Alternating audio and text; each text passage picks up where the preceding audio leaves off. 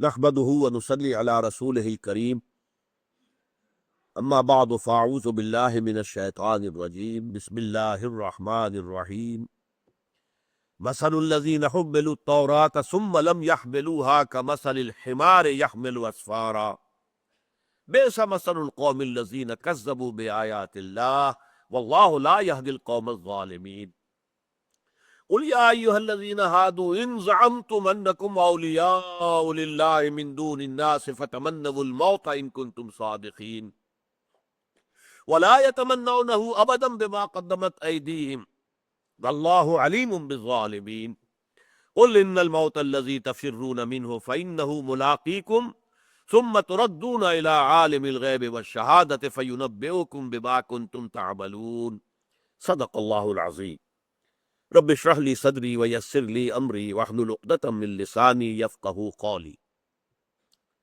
اللهم ربنا الهمنا رشدنا واعذنا من شرور انفسنا اللهم ارحمنا بالقرآن العظيم اللهم اجعله لنا اماما ونورا وهدى ورحمة اللهم ذكرنا منه ما نسينا وعلمنا منه ما جهلنا وارزقنا تلاوته آناء الليل وآناء النهار واجعله لنا حجة یا رب العالمین آمین۔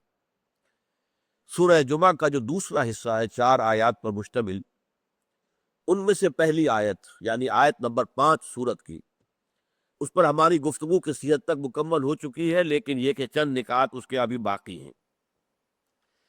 بئس مثل القوم الذین کذبوا بآیات اللہ، بری ہے مثال اس قوم کی جس نے اللہ کی آیات کو جھٹلایا۔ یہ جھٹلانا کون سا ہے؟ دیکھیے، جھٹلانا کسی شے کا 2 طریقے سے ہوتا ہے، قولاً یا حالاً۔ آپ کہتے ہیں تورات اللہ کی کتاب نہیں ہے، یا آپ کہتے ہیں خدا نے خواستہ قرآن اللہ کی کتاب نہیں ہے، یہ بھی تکذیب ہوئی قرآن کی، جھٹلانا ہو گیا، اور یہ ظاہری طور پر علی الاعلان جھٹلانا ہوا۔ ایک ہے عملی طور پر حال کے انداز میں جھٹلانا۔ کیا مانی؟ ہاں، قرآن اللہ کا کلام تو ہے، لیکن کیا کروں، سود کے بغیر تو گزارا نہیں ہے۔ اب یہاں آپ نے قرآن کے ایک حکم کو جو کہ اس نے تشدد و مت کے ساتھ دیا ہے، اس کی نفی کر دی، یہ جھٹلانا ہے۔ آپ نے اپنے عمل سے جھٹلایا۔ قرآن یہ کہہ رہا ہے، آپ کچھ اور کر رہے ہیں۔ قرآن کہتا ہے ادھر جاؤ، آپ کسی اور طرف جا رہے ہیں۔ تو گویا کہ تکذیب ہے، یہ تکذیب حالی ہے، یہ تکذیب عملی ہے۔ حضور نے فرمایا صلی اللہ علیہ وسلم، ما آمن بالقرآن من استحل محارمہ، جس انسان نے قرآن کی حرام کردہ چیزوں کو اپنے لیے حلال ٹھہرا لیا، اس کا قرآن پر کوئی ایمان نہیں ہے۔ وہ جھوٹا ہے اگر کہتا کہ میرا ایمان ہے قرآن کے اوپر۔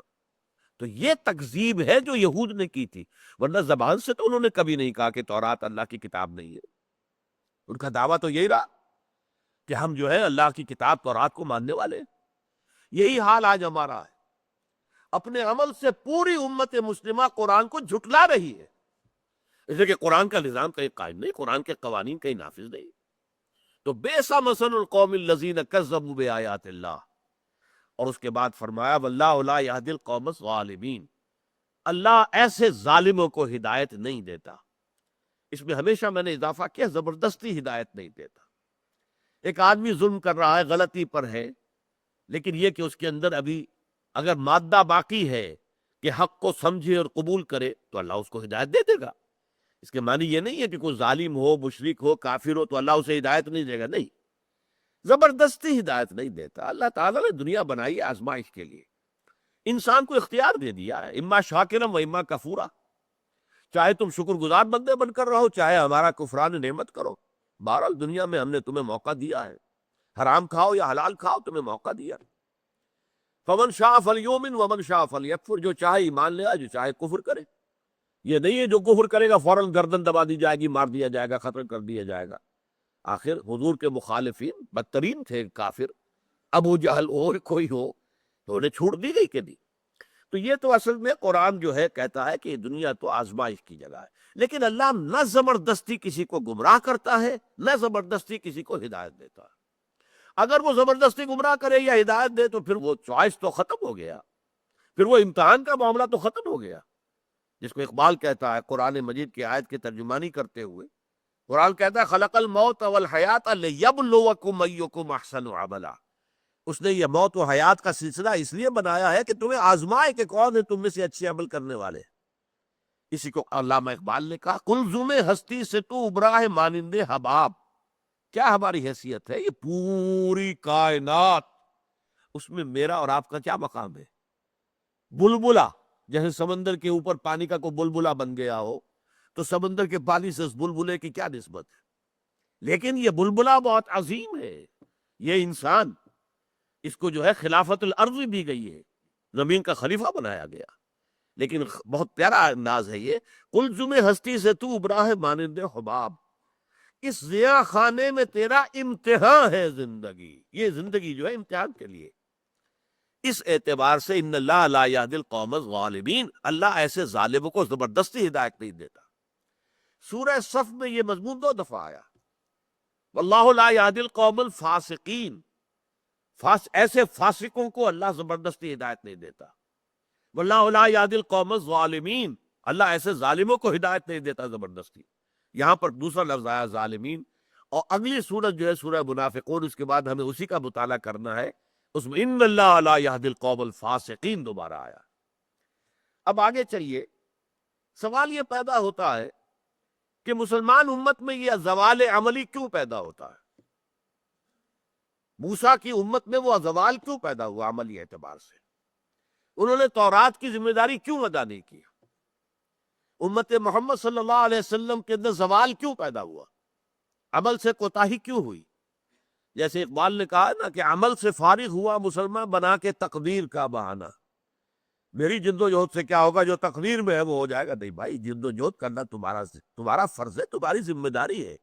ہاں ہوگا وہی جو اللہ چاہے گا، لیکن تم اگر ذمہ داری اپنی ادا نہیں کرو گے تو وہ تو تم نے گویا کہ اللہ تعالیٰ کے حکم کی نافرمانی کی. تو اصل میں امتوں کے اندر، نبیوں کی امتوں میں ایک مرض پیدا ہو جاتا ہے، ایک بیماری، ایک روگ. اور وہ یہ ہے کہ ہم تو فلاں کی امت ہے تو بخشے بخشائے ہیں. جب اللہ نے ہمیں امت موسیٰ میں پیدا کر دیا، اور موسیٰ تو بڑا پیارا تھا اللہ کا، موسیٰ کو کیسے کیسے معجزے اللہ نے عطا کیے تھے، ہم اس کی امت ہے لہذا ہم بخشے بخشائے. زیادہ سے زیادہ کوئی لوگوں کا منہ بند کرنے کے لیے اگر اللہ ہمیں ڈالے گا بھی جہنم میں تو چند دن کے لیے. لن تمسنا النار الا ایاما معدودات، ہمیں آگ نہیں چھو سکتی مگر گنتی کے چند دن. اول تو سوال ہی پیدا نہیں ہوتا. نحن ابناء اللہ واحباؤہ، ہم تو اللہ کے بیٹوں کے مانند ہیں، اتنے لاڈلے ہیں. We are the chosen people of the Lord. اللہ نے ہمیں منتخب کیا ہے، ہم اس کے لاڈلے بیٹوں کے مانند ہیں، اس کے بڑے محبوب ہیں، چہیتے ہیں. لہذا ہم پر کوئی ذمہ داری. اب جب یہ معاملہ ہو گیا تو عمل کا کھکیڑ کاہے کو مول لے گا؟ دیکھیے یہی چیزیں ہیں کہ جن کا عکس ہمارے ہاں پیدا ہوا. حضور نے شفاعت کری دینی ہے، بیڑا پار ہو ہی جانا ہے. تو آپ حرام سے کیوں بچیں؟ حلال کو کے اوپر کیوں اکتفا کریں؟ کیوں فاقے کریں؟ کیوں تکلیفیں جھیلیں؟ دین کی ذمہ داریاں ادا کرنے کے لیے کیوں دنیا کا جو ہے نقصان برداشت کریں؟ کیوں نہ بابر میں عیش کوش کے عالم دوبارہ نہیں. خوب کھاؤ، کماؤ، حلال سے، حرام سے، جائز سے، ناجائز سے، صحیح سے، غلط سے عیش کرو. بابر میں عیش کوش، عیش کرو. عالم دوبارہ نہیں، یہ زندگی دوبارہ تو ملنے والی نہیں ہے نا. اس زندگی میں جتنا عیش کر سکتے ہو کر لو. یہ اس کا پھر فلسفہ خود بخود ہو جاتا ہے، جسے کہتے ہیں کہ ہمارا جو وہ پیا بنے کوتوال اب در کائے کا. ہمارے پیا جو ہے وہ کوتوال ہے شہر کے، لہذا ہمیں کیا ڈر ہے؟ ہم چوری کریں، کسی کا مال لوٹ لے، کسی کی جیب کاٹ لے، کوتوالی میں جائے گا نا. کوتوالی میں وہ تو ہمارا پیا ہے. تو پیا بنے کوتوال اب در کائے کا. یہ تصورات ہیں جن کی وجہ سے بدعملی پیدا ہوتی. اب دیکھیے اس کو کہا گیا قل یا ایھا الذین ہادوا، کہہ دیجئے اے نبی، اے وہ لوگوں جو یہودی ہو گئے. دیکھیے یہاں پر یا بنی اسرائیل نہیں کہا گیا، اس لیے کہ یہاں مذمت کا مقام ہے. یا بنی اسرائیل جب کہا جاتا ہے وہ پازیٹیو انداز ہوتا ہے. اسی طرح قرآن مجید میں فرق ہوتا ہے. الذین آتیناہم الکتاب، یہ مدح کے مقام میں یوں آئے گا، وہ لوگ جنہیں ہم نے کتاب دی. اور جہاں مذمت آنی ہو الذین اوتوا الکتاب، وہ لوگ جنہیں کتاب دی گئی تھی. وہ مجہول کے سیغے کے اندر جہاں ذم ہے، جہاں مذمت ہے، وہاں مجہول کا صیغہ الذین اوتوا الکتاب، اور جہاں پر ان کا کوئی اچھی بات بیان کرنی ہے ان کے اندر بھی بہرحال ایسا تو نہیں تھا کہ بالکل سرے سے کوئی اچھائی رہی نہیں تھے، کچھ لوگ تھے ان میں لیسو سواء کہا گیا ہے یہ سورہ آل عمران میں، یہ سب کے سب ایک جیسے تو نہیں ہے، ان میں ایسے لوگ بھی ہیں کہ اگر ڈھیروں سونا ان کے پاس آپ رکھوا دیں امانت وہ ادا کر دیں گے، اور ایسے بھی ہیں کہ ایک دینار بھی کہیں اگر امانت رکھوا دیا ہے تو وہ تم واپس نہیں لے سکتے ان سے جب تک کہ ان کے سر پر سوار نہ ہو جاؤ، الا ما دمت علیہ قائما، سر پہ سوار ہو کر نکال لو تو نکال لو، ورنہ وہ دینے والے نہیں۔ تو ہر طرح کے لوگ موجود تھے۔ تو جہاں کوئی مدح کی بات ہوگی الذین آتیناہم الکتاب، اور جہاں کہیں ذم کی ہوگی الذین اوتوا الکتاب، جنہیں کتاب دی گئی۔ اسی طرح یہاں پر الذین ہادو، ہادو اصل میں کون ہے؟ نوٹ کر لیجئے، بنی اسرائیل سے مراد ہے 12 بیٹے حضرت جو یعقوب کے تھے علیہ الصلوۃ والسلام، ان سے 12 قبیلے بنے، تو وہ 12 قبیلے جو ہے بنو اسرائیل۔ لیکن حضرت سلیمان علیہ السلام کی جو حکومت تھی بڑی زبردست، ان کے انتقال کے بعد یہودی تقسیم ہو گئے۔ ان میں جو چوتھے بیٹے تھے حضرت یعقوب کے، ان کا نام یہودا تھا۔ اس چوتھے بیٹے کا جو قبیلہ تھا یہودا، بنی یہودا، وہ بڑے زوردار لوگ تھے۔ ظاہر بات ہے قبیلے سب ایک جیسے تو نہیں ہوتے، کسی کو اللہ بیٹے زیادہ دے دیتا ہے تو اس کے ہاں اس کی نفری زیادہ ہو گئی، کسی کے ہاں کم رہا تو اس کی نفری کم رہی۔ تو چھوٹا قبیلہ تھا بنیامین، بنیامین حضرت یوسف کے جو حقیقی بھائی تھے، یوں سمجھیے 12ویں بیٹے، حضرت یوسف سے چھوٹے تھے لیکن یہ کہ 12 سب سے چھوٹے۔ ان دونوں نے مل کر ایک ریاست بنائی، اس کا نام یہودا رکھا، اور پھر ایک ریاست بقیہ قبیلوں نے مل کر بنائی، وہ بقیہ چھوٹے چھوٹے قبیلے تھے انہوں نے بنائی، اس کا نام اسرائیل رکھا۔ یہ 2 ریاستیں حضرت سلیمان علیہ الصلوۃ والسلام کے بعد قائم ہوئی۔ پھر جو یہ یہودا کی ریاست والے تھے، ان کے علماء نے حضرت موسیٰ علیہ السلام کے کوئی 800 برس بعد وہ اپنی پوری فقہ مرتب کی ہے۔ جیسے ہمارے ابھی فقہ جو ہے امام ابو حنیفہ ہے، امام مالک ہے، امام شافعی ہے، ظاہر بات ہے کہ حضور کے صحابہ میں سے تو نہیں ہے نا، وہ تابعین نہیں بلکہ تبع تابعین کے طبقے کے لوگ ہیں، تو انہوں نے مرتب کی ہے۔ اسی طرح انہوں نے مرتب کی، اس میں اپنے عقائد مرتب کیے، جیسے ہمارے ہاں کتب عقائد بنی ہے، عقیدے کی کتابیں، فقہ کی کتابیں، علم کلام کی کتابیں، تو ان کو جمع کیا ہے تو اس کا نام تالمود ہے، اور وہاں سے بنی اسرائیل کے لیے لفظ یہودی ہو گیا، کیونکہ یہ لفظ انہوں نے خود اختیار کیا ہے۔ تو اس اعتبار سے قل یا ایھا الذین ہادو، اے نبی کہہ دیجئے ان سے، اے وہ لوگوں جو یہودی بن گئے ہو، ان زعمتم، اگر واقعی تمہارا یہ خیال ہے، ظلم ہے تمہیں، انکم اولیاء للہ، کہ تم اللہ کے ولی ہو، اللہ کے دوست، chosen people of the Lord، نحن ابناء اللہ و احباؤہ، اگر تمہیں یہ گمان واقعتاً ہے، فتمنوا الموت ان کنتم صادقین، تو پھر تمہیں موت کی تمنا کرنی چاہیے اگر تم سچے ہو۔ دیکھیے اگر کوئی شخص کہے میں اللہ سے مجھے بہت محبت ہے، تو وہ اللہ سے ملنا چاہے گا یا اللہ سے دور رہنا چاہے گا؟ پھر تو زندگی اس پر گراں گزرے گی، جیسے حضور نے فرمایا ہے الدنیا سجن المومن و جنت الکافر، یہ دنیا مومن کے لیے جیل خانہ ہے۔ وہ اس دنیا کے اندر، اس عالم آب و گل میں، اس مادی دنیا کے اندر جو ہے وہ گویا کہ ایک قید خانے کے اندر ہے، مجبور ہے رہنے پر۔ وہ تو اللہ کے پاس جانا چاہتا ہے، اس کے لیے تو موت جو ہے در حقیقت نہایت خوش آئند ہے، جیسے اقبال نے کہا ہے نشان مرد مومن باتوں گویم جو مرگ آیت تبسم بر نبی اوست۔ میں تمہیں بتاؤں مرد مومن کی نشانی کیا ہے؟ جب موت کا وقت آتا ہے اس کے ہونٹوں پر تبسم ہوتا ہے، ہنس رہا ہوتا ہے، اس لیے کہ اسے معلوم ہے آج اپنے محبوب سے ملاقات کا وقت آیا، بلاوا آیا ہے محبوب کے ساتھ ملنے کا۔ تو محب کے لیے تو محبوب کا وصل جو ہے وہ مطلوب ہے، نہ کہ ہجر۔ لہذا اگر واقعتاً تمہیں یہ خیال ہے کہ اللہ تمہارا دوست ہے، یعنی نفی کی جا رہی ہے تمہارا خیال نہیں ہے، اپنے گریبانوں میں جھانکو تو یہ خیال نہیں ہے تمہارا، یہ تمہارا من گڑھڑ خیال ہے، بہت سپرفیشل سی بات ہے جو تم کرتے ہو، یہ تمہارے اپنے ذہن اور قلب کی گہرائی میں موجود نہیں ہے، کیونکہ اگر تمہیں یہ خیال ہوتا کہ اللہ کو تم سے بڑی محبت ہے یا تمہیں اللہ سے بہت محبت ہے تو تم پر زندگی گراں ہو جاتی، اور تم موت جو ہے اس کو خوشائند کہتے ہیں۔ فَتَمَنَّوُا الْمَوْتَ إِن كُنتُمْ صَادِقِينَ، تو تمہیں تو موت کی تمنا کرنی چاہیے، جیسے مسلمان شہادت کی موت کی آرزو کرتا، تمنا کرتا ہے۔ جیسے حضور نے فرمایا لَبَدِدْتُ أَنْ أُقْتَلَ فِي سَبِيلِ اللَّهِ ثُمَّ أُحْيَا ثُمَّ أُقْتَلَ ثُمَّ أُحْيَا ثُمَّ أُقْتَلَ، میری بڑی خواہش ہے میں اللہ کی راہ میں قتل کر دیا جاؤں، پھر زندہ کیا جاؤں، پھر قتل کیا جاؤں، پھر زندہ کیا جاؤں، پھر قتل کیا جاؤں۔ یہ حضور کی خواہش تھی۔ یہ دوسری بات ہے کہ اللہ کے رسول قتل نہیں ہو سکتے، لہذا یہ اتنی شدید خواہش حضور کی وہ بھی اللہ نے پوری نہیں کی۔ قانون اللہ کا ہے، رسول غالب رہیں گے۔ کتب اللہ لأغلبن انا ورسلی، اللہ نے فیصلہ کر دیا ہے کہ میں اور میرے رسول غالب رہیں، اس اعتبار سے، ورنہ شدید تمنا اور آرزو تو یہ تھی۔ تو اگر تم واقعتاً یہ سمجھتے ہو، یہ ہے اصل میں، اگر واقعتاً تمہارا یہ خیال ہے تو تمہیں تو پھر موت کی آرزو کرنی چاہیے۔ فَتَمَنَّوُا الْمَوْتَ إِن كُنتُمْ صَادِقِينَ وَلَا يَتَمَنَّوْنَهُ أَبَدًا بِمَا قَدَّمَتْ أَيْدِيهِمْ۔ اب یہاں یہ حقیقت کھول کر، اور یہ کبھی بھی موت کی آرزو نہیں کریں گے بسبب اپنے ان کرتوتوں کے جو وہ آگے بھیج چکے ہیں۔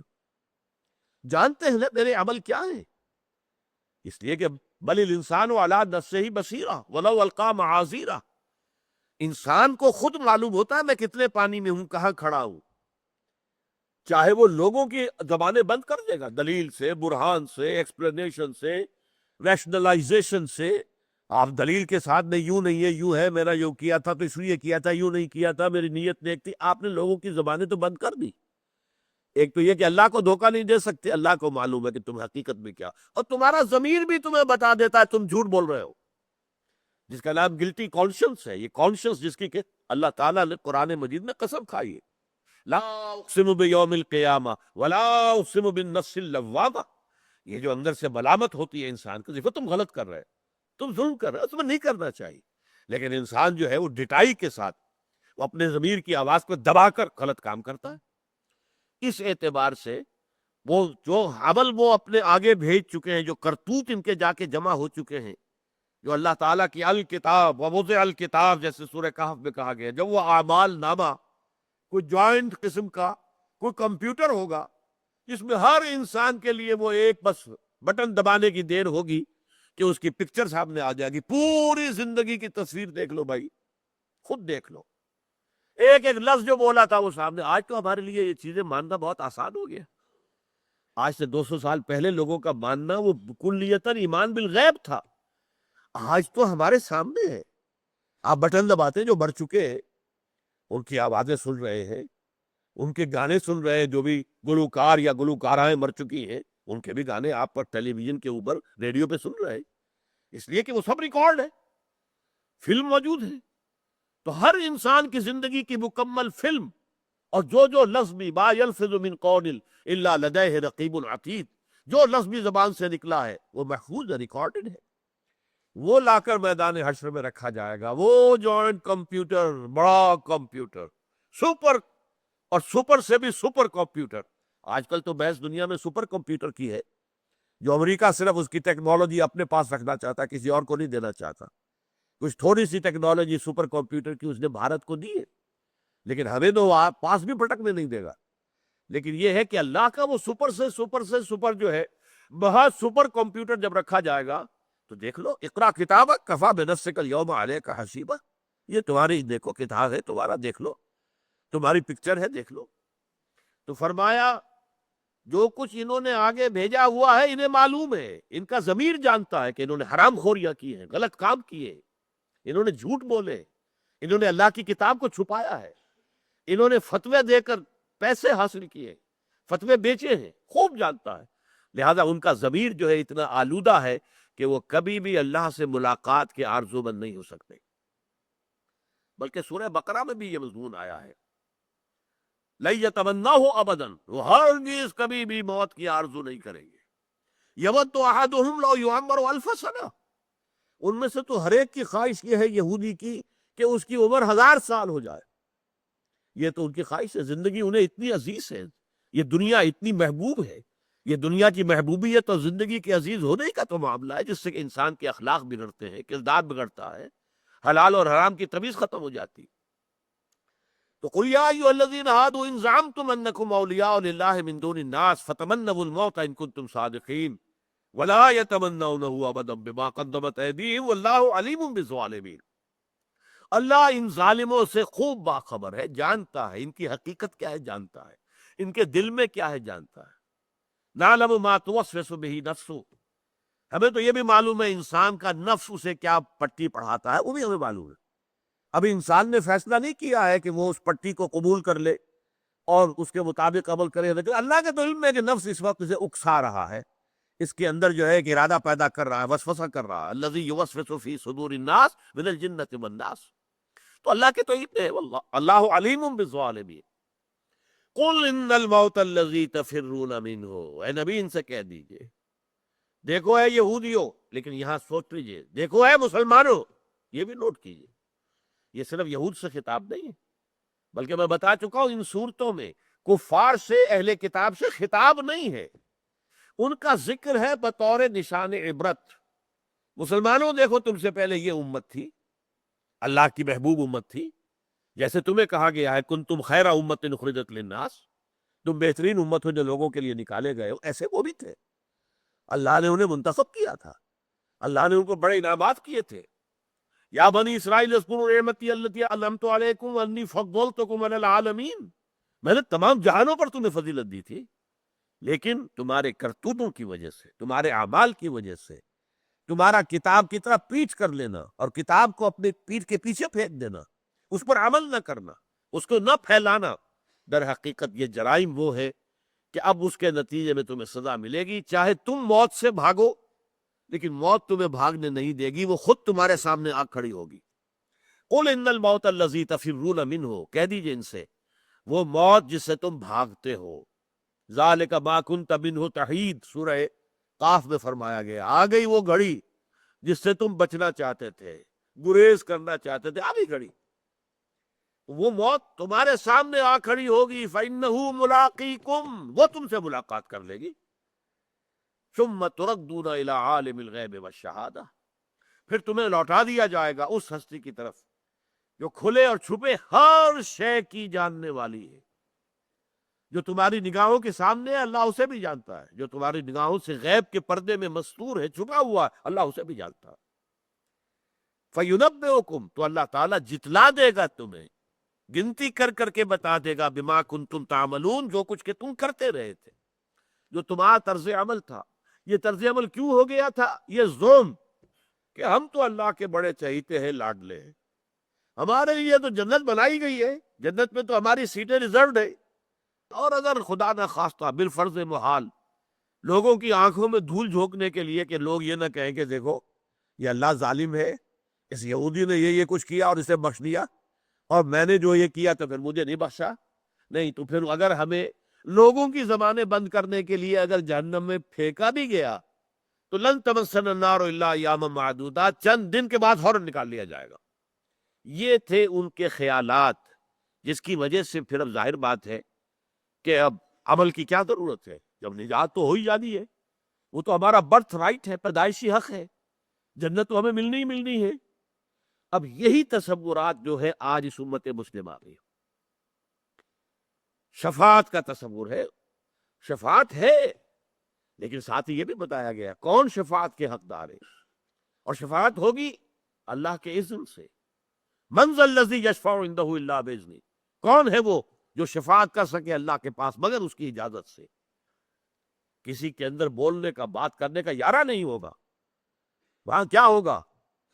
جس روز کے فرشتے اور روح کھڑے ہوں گے صفن، اور کوئی بھی بات نہیں کرے گا الا من اذن لہ الرحمن، سوائے اس کے کہ جسے رحمان اجازت دے، لا یتکلمون الا من اذن لہ الرحمن وقال صوابا، اور وہ غلط بات نہیں کہے گا، صحیح بات کہے گا، یہ نہیں کہے گا اللہ آپ کو پتہ نہیں ہے، یہ تو نیک آدمی تھا، میں جانتا ہوں، یہ کہہ سکتا ہے کوئی اللہ کے سامنے؟ لا یحیطون بشیء من علمہ الا بما شاء، اللہ کو تو سارا علم ہے، یعلم ما بین ایدیہم وما خلفہم، سب جانتا ہے جو ان کے سامنے اور پیچھے ہے، اور کسی کو بھی علم حاصل نہیں ہے سوائے اس کے کہ جو اللہ تعالیٰ نے اس کو علم دے دیا ہے۔